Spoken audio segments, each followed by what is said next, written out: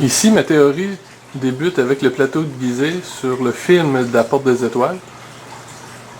On voit qu'au début du film, il découvre un objet très étrange en forme circulaire, un gros anneau. Et comme on le voit, ça a été découvert sur le plateau de Gizeh, au plateau des pyramides. Mais dans le film, il ne nous explique pas de quelle façon ils se sont pris pour découvrir cet objet. Ils ont-tu une indication précise pour fouiller à un endroit précis, ou c'est le hasard qu'ils ont fait trouver un objet comme ça en faisant des fouilles? Dans ma théorie, je vais montrer qu'ils ont fouillé sûrement un endroit très précis avant de découvrir un objet très spécial.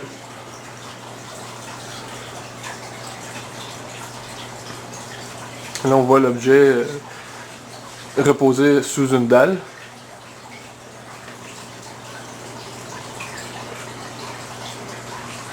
Et ils se rendent compte que le cercle, l'anneau, qu'ils ont nommé Porte des Étoiles, était rempli de constellations à l'intérieur.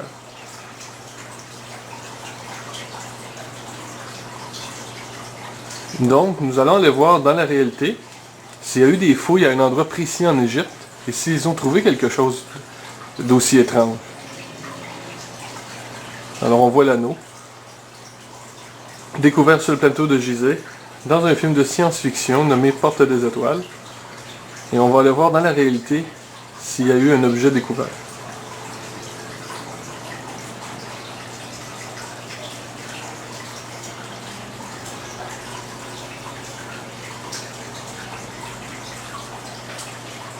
Et dans le film, ils disent que ça s'est produit en 1928, ces recherches. Voici une image d'un quadrillage archéologique où nous quadrillons un terrain pour se préparer à faire des fouilles d'archéologie. En quadrillant le terrain, on se rend compte qu'on peut faire des fouilles précisément des endroits sélectionnés et ne pas repasser 2 fois au même endroit.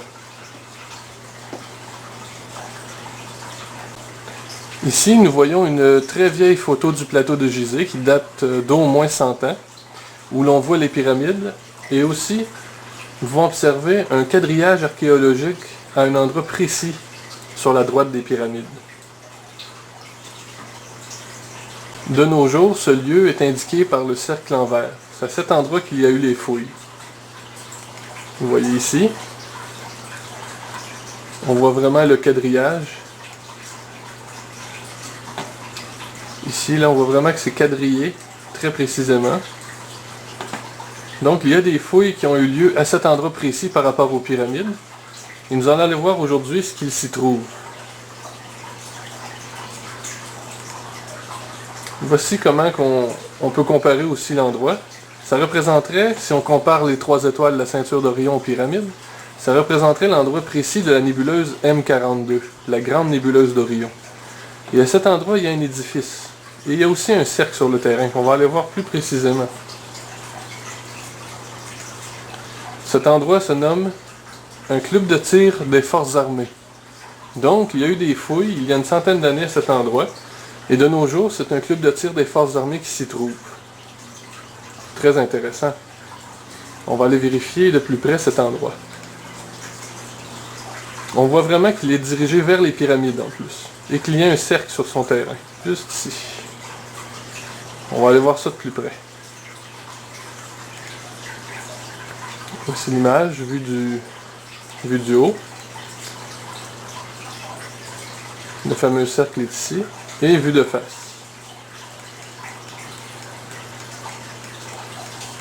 Voici le cercle en question.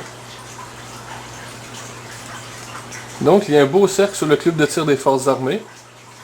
Peut-être que le vrai cercle est à l'intérieur de l'édifice et que c'est une représentation de l'anneau à l'extérieur, mais on va vérifier pas à pas.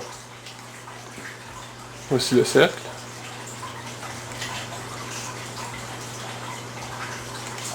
Et voici le même cercle, mais avec des espèces de points rouges dans son pourtour. C'est une photo cellulaire que j'ai réussi à avoir. C'est comme peut-être des fleurs, mais on voit que ça fait le tour de l'anneau. Un peu comme les chevrons autour de la Porte des Étoiles dans le film de science-fiction. Regardez si on compare.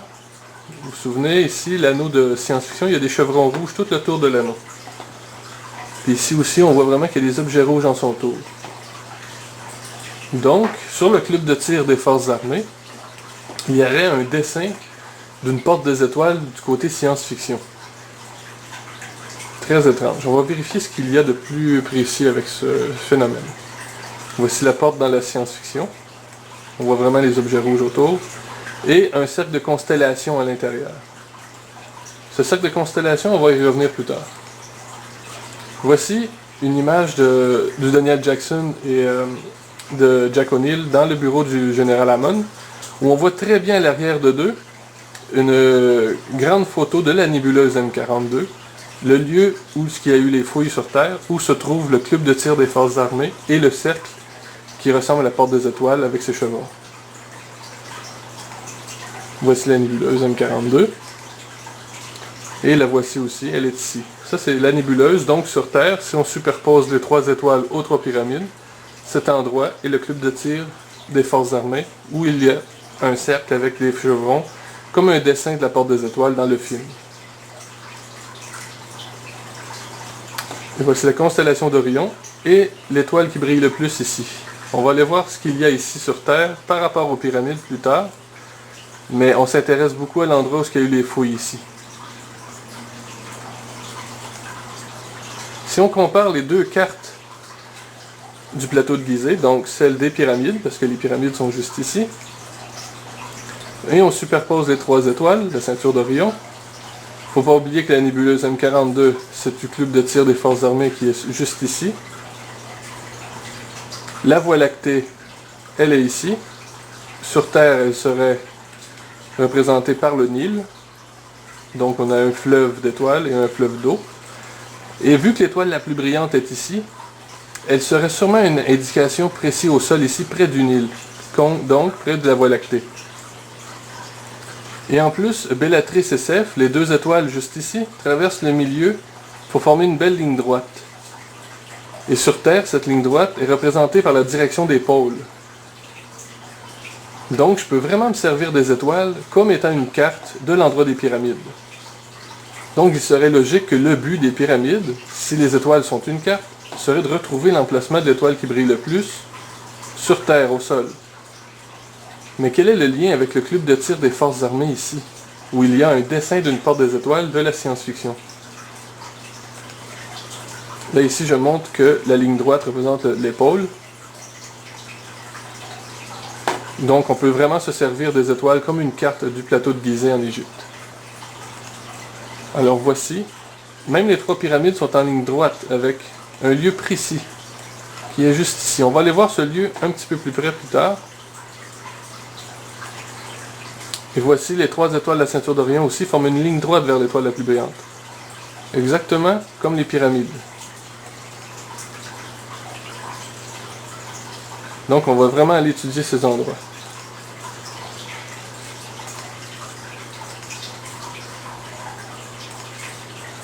Ce qui est intéressant à savoir, c'est que vu de haut, l'emplacement de l'étoile la plus brillante au sol est représenté à dessin par une grande porte ou une fenêtre. Tout le quartier où se trouve l'étoile la plus brillante en son centre ici, là, est un dessin d'une grande porte visible des étoiles. Donc le lien avec porte des étoiles commence à se faire sentir. Mais quel est le lien avec le club de tir? Voici le dessin d'une porte. On voit vraiment que la lumière, ils l'ont mis exactement où l'étoile la brillante se trouve. Si on fait un recul,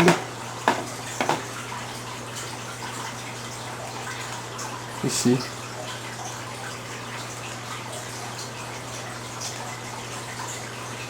On va aller voir l'objet. Il y a un objet au centre aussi.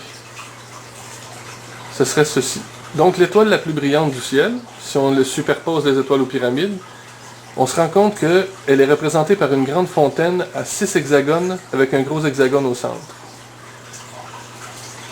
Dans le dessin d'un quartier en forme de porte, visible des étoiles. Il ne faut pas oublier que ça représente l'étoile la plus brillante, ceci. Maintenant, la grande question, c'est comment atteindre ce lieu? Comment atteindre l'étoile la plus brillante au sol si on n'a pas de carte, comme je viens de faire? Là, j'avais 2 photos. Une photo des étoiles, une photo des cartes des pyramides.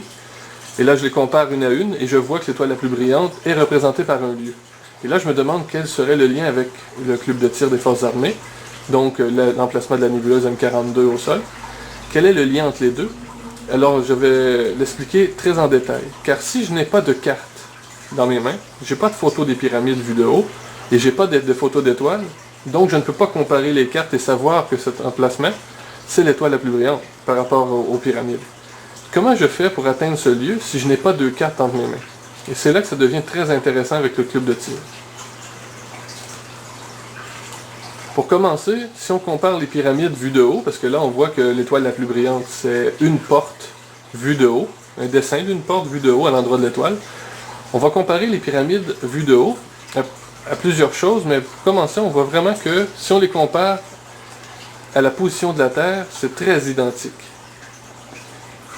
très similaire. On voit vraiment que la petite pyramide ici qui se nomme Mekerinos, qui représenterait Mercure, par leur nom se ressemblent, Mekerinos ou Menkaure, ressemblent à Mercure, et par la grosseur par rapport aux deux autres. Donc si je voudrais inventer un dessin qui représenterait la planète Terre, je ne pourrais pas faire plus logique ou plus simple que les trois pyramides, car il faut que je dessine la position de la planète dans son système solaire. Et on voit vraiment que la petite pyramide ici est inclinée de 9 degrés environ par rapport aux deux autres. C'est surprenant car Mercure, c'est la seule planète à être inclinée de 9 degrés dans sa course elliptique autour du Soleil. Donc l'inscription des trois pyramides est très précise pour représenter la position de la Terre. Donc on pourrait dire que les pyramides veulent dire Terre à dessein. Une réflexion simple et logique de la représentation de la position terrestre. Donc les pyramides pourraient être le symbole de la Terre. Donc la grande pyramide elle-même, ce serait la Terre. Donc si on continue sur cette voie, ici on voit que c'est la troisième planète en haut. Et on arrête, on ne dessine pas les autres parce qu'on veut représenter la troisième à partir de son centre de gravité qui est le Soleil.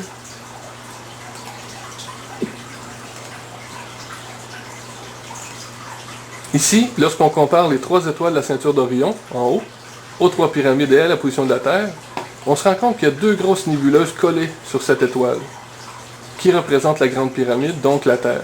Donc on a un point visuel de repère sur la Terre, dans les étoiles.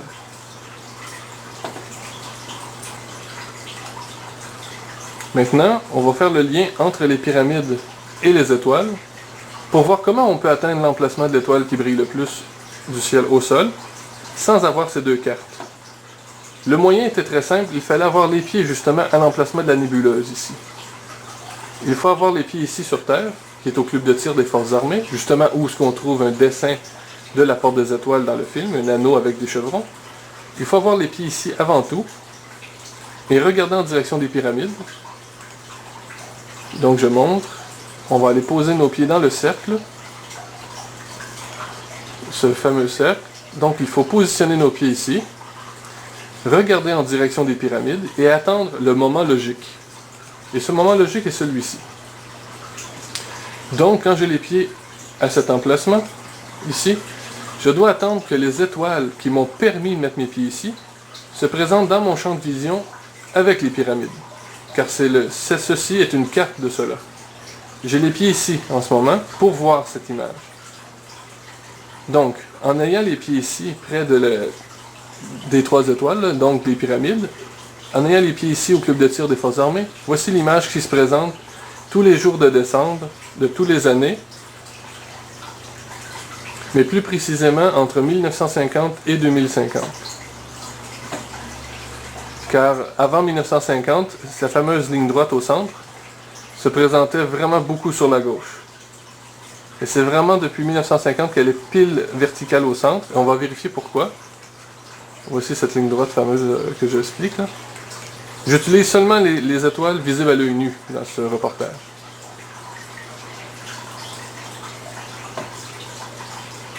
Donc, en ayant les pieds dans le cercle du club de tir des forces armées, on attend de voir dans notre champ de vision les étoiles qui représentent les pyramides, donc la carte, où je me suis positionné les pieds.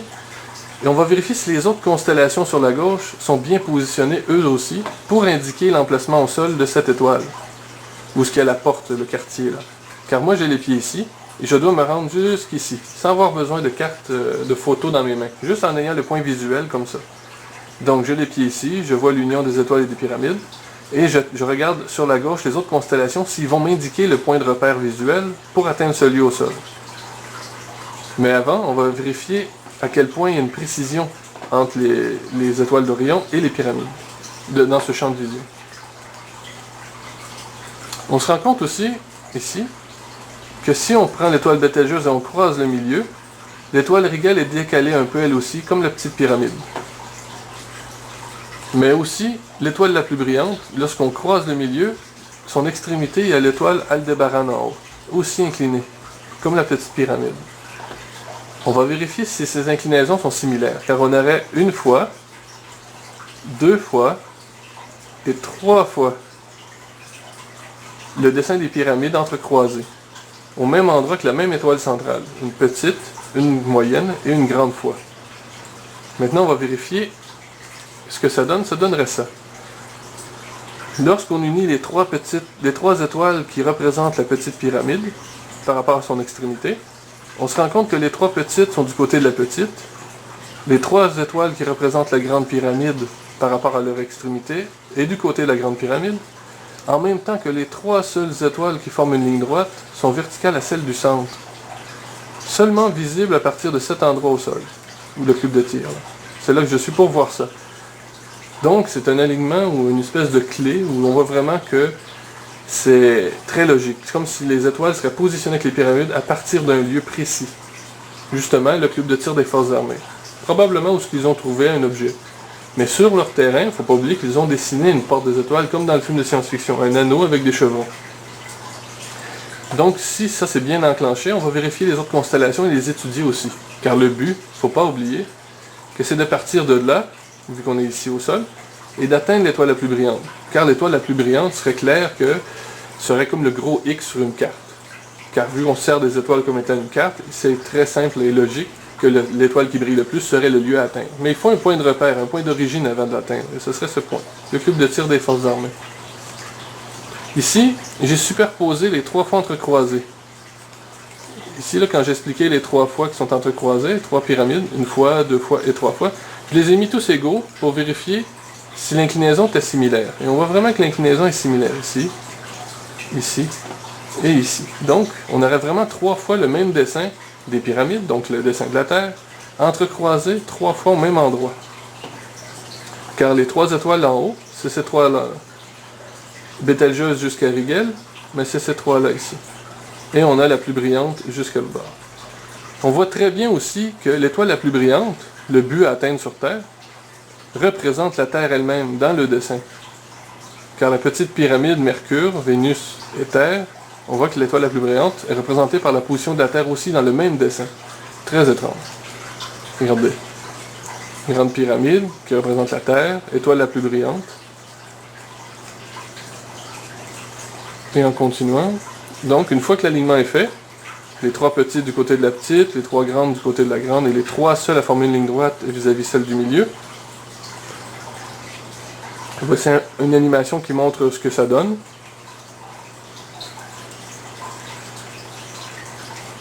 Lorsqu'on se tourne la tête, on voit vraiment que la grande ours se présente de cette façon et devient mon point de repère visuel pour atteindre l'endroit. Et en même temps, le sphinx, qui est ici, regarde le lion se lever devant lui. Donc un autre reflet. Et lorsqu'Orion est positionné au-dessus des pyramides à partir du cercle, la grande ours indique le chemin visuel pour croiser l'emplacement de l'étoile la plus brillante qui se trouve dans un quartier en forme de porte. Voici le dessin. Ce qui est très étrange, c'est qu'on a le grand chien, le petit chien, le grand lion, le petit lion, le grand ours et la petite ours. Les trois seules constellations à être identifiées en double, en petit et en grand, se trouvent positionnées comme les pyramides avec tout l'alignement d'Orion et des pyramides à partir du cercle. Donc, à côté d'Orion, on a trois constellations en double qui forment le même dessin que les pyramides qui indiquent le lieu. Regardez. Ici, on voit vraiment que la petite pyramide, qui représente le chien, un chien c'est tout petit, comparativement à un lion qui est beaucoup plus gros, et un ours un petit peu plus gros. Donc l'ours, lion et chien seraient les proportions de l'animal par rapport aux trois proportions des pyramides. En même temps que le chien ne touche pas à l'horizon, il est incliné de 9 degrés. comme les lions et les ours qui touchent à l'horizon, on voit vraiment que c'est une représentation des trois pyramides. Et un point supplémentaire, c'est que les lions, qui représentent la pyramide du centre, et bien sur Terre, il y a un couloir du Sphinx jusqu'à la grande pyramide, la pyramide du centre.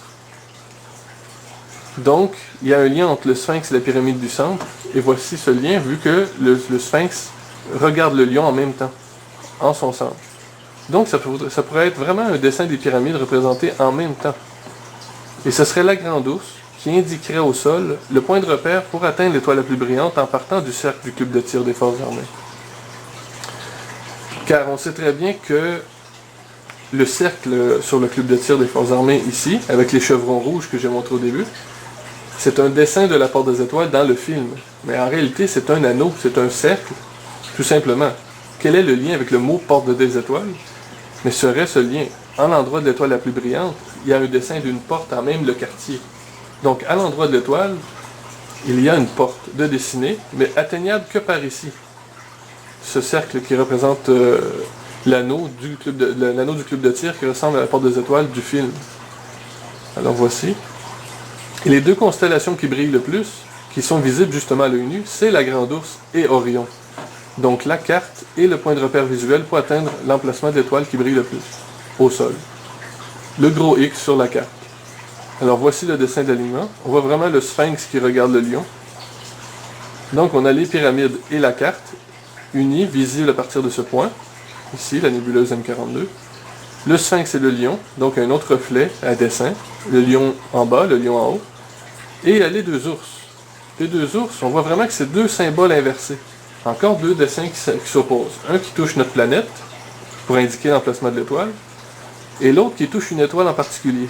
Alors, je me suis demandé, y a-t-il un lien entre l'étoile qui est ici au bout de la petite ours et un lien avec la Terre? Eh bien, il y a un lien, car l'étoile qui est au bout de la petite ours, c'est l'étoile polaire. La seule étoile à être fixée à la rotation de la Terre. Donc, il y a un lien entre la Terre et cette étoile. Donc, les deux symboles inversés, les deux dessins, sont logiquement positionnés pour indiquer l'emplacement de l'étoile. Ça le dit. Étoile fixée à la Terre. L'inscription est directement logique et simple. Alors voici. C'est comme une carte au trésor, très simple à utiliser. Vu que la carte est dans les étoiles, le point de repère aussi, qui est la nébuleuse M42, le point ici, là. Il faut avoir les pieds ici. Il ne faut pas oublier que les étoiles qui sont là, c'est une carte visible de haut. On se voit. On est ici en ce moment pour voir ceci. Pour atteindre le but ici, c'est vers la gauche. Alors on le voit, les constellations nous indiquent la route. Et voilà. Mais il faut vraiment avoir les pieds ici, dans l'anneau du club de tir des forces armées. Mais encore là, ce dessin de porte des étoiles, l'anneau, sur le terrain, comment on pourrait dire, c'est le dessin de la porte des étoiles dans le film. C'est clair que le lien avec le mot porte des étoiles serait l'emplacement de l'étoile la plus brillante dans le dessin d'une porte. Alors ici, ce qui est très surprenant comme technologie, c'est que les ours représentent la grande pyramide par rapport aux lions et aux chiens. La grande pyramide représente la Terre et l'étoile la plus brillante. Donc, ce qui est très surprenant, c'est qu'on a tout le même dessin ici. Les pyramides qui représentent la Terre, les constellations en double qui représentent la Terre et la grande pyramide aussi, et l'étoile la plus brillante. Donc, grâce aux ours, on peut atteindre sur Terre l'emplacement de l'étoile qui brille le plus, et ils se trouvent tous dans le même dessin, à la même position, et servent en même temps, car c'est grâce aux ours qu'on atteint l'étoile sur Terre. Donc, ça a sûrement été élaboré bien avant d'être découvert. Mais c'est très surprenant. Voici la formule simple. On a les pieds ici, les trois petites du côté de la petite, les trois grandes du côté de la grande, les trois qui forment une ligne droite vis-à-vis du centre. On a les pieds ici, et bingo, il est possible d'atteindre le lieu, avec le point de repère visuel qui est la grande ours. Maintenant, lorsqu'on dessine les chiffres en géométrie, 1, 2, 3, 4, 5 et 6, on voit vraiment que ça dit pratiquement ce phénomène de pointage. On voit l'apparence de l'homme, l'apparence d'une pyramide visible des étoiles, et une étoile qui brille plus, car elle a une pointe de plus. Et on voit que l'étoile brillante à 6 côtés est représentée un peu comme la fontaine à l'emplacement de l'étoile la plus brillante ici, qui a 6 côtés, comme un hexagone. Il ne faut pas oublier qu'ici, le chiffre 2, qui est l'entrecroisement de deux trajectoires, est très bien représenté car 2 fois 3 donne 6. Donc, j'entrecroise deux triangles et ça me donne mon chiffre 6. Donc, mon cercle, qui est mon chiffre 1, c'est mon point de repère pour que tous mes nombres soient équilatéraux, que tout le côté soit égal, donc unique. Et je les dessine du haut vers le bas, parce que toute la technologie des pyramides, c'est du dessin visible du haut vers le bas. Et c'est la loi de la gravité, tout simplement. Ici, on voit vraiment que c'est la constellation d'Orion que Daniel compare en premier sur le cartouche, pour faire le lien. Et en plus, on voit vraiment que la constellation d'Orion est juste au-dessus des pyramides. Car il y a la pyramide juste en dessous. En dessous d'Orion, ici, sur le cartouche, il y a la pyramide en dessous. On va le voir plus loin. Ici, il explique que les signes sur le cartouche, le cercle, c'était des constellations. Et qu'ils étaient disposés en forme de carte, où vous montrez une adresse, pointez un endroit. Et là, il explique que pour indiquer un lieu précis dans un espace en 3 dimensions, il faut automatiquement 6 points. Donc en ayant 6 points, on peut déterminer un lieu très précis, en son centre. Et là, le général lui dit, ouais, mais t'as 17 points. Ah, il dit, oui, 6 pour la destination, mais il nous faut toujours un point d'origine pour se diriger vers la destination. Exactement comme ce qui se produit pour de vrai en Égypte. Il faut avoir les pieds ici dans le cercle, voir les constellations se positionner pour indiquer le lieu. Donc le point de repère, le point d'origine, vers le lieu, qui est 6 côtés par 6, pour destiner un lieu précis. Ici, on voit très bien que, au-dessus des portes de plusieurs architectures ancestraux, il y a un gros point en haut. C'est une forme d'architecture très très spéciale. Et lorsqu'on la compare au cube de tir, ici on voit aussi une autre porte avec le même point en haut. Ici aussi. Voici le dessin du cube de tir des forces armées. Le cercle est ici. L'endroit où il faut mettre les pieds. Pour voir les constellations indiquer le lieu de l'étoile la plus brillante. Au sol. Dans le dessin d'un quartier en forme de porte. On voit vraiment que c'est le même dessin que l'ouverture d'une porte. Regardez.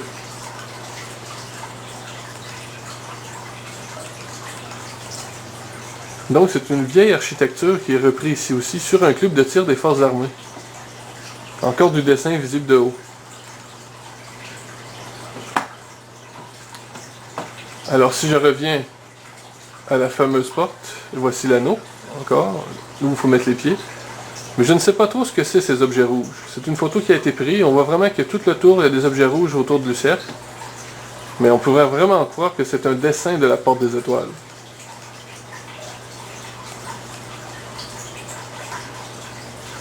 Et c'est à partir de ce cercle qu'on doit regarder les constellations et indiquer l'emplacement de la porte à l'endroit de l'étoile.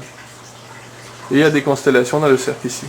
Donc la représentation est très similaire. Il ne faut pas oublier, tout ça à partir d'un club de tir des forces armées. Donc ils ont probablement trouvé l'objet. Logiquement, il pourrait être à l'intérieur de l'édifice. Et à l'extérieur, c'est seulement un dessin représentatif de l'objet. Ou tout simplement, c'est l'objet qui est ici. Mais encore là, vu qu'on ne peut pas avoir accès à ce lieu, ça reste de la spéculation. Mais la technologie, la technique logique de pointage, pour indiquer l'emplacement de l'étoile la plus brillante, est très réelle. Alors et voilà, c'est la fin de la présentation sur l'inspiration de la porte des étoiles, ce qui aurait pu inspirer les producteurs à faire ce film. Il y a vraiment eu des fouilles en Égypte, et ils ont probablement trouvé l'objet. Les fouilles auraient été faites vraiment ici. Donc ne pas oublier que la porte, le quartier en forme de porte, ressemble beaucoup à une porte ou fenêtre. Donc l'appellation porte des étoiles est sûrement très très bien représentée ici.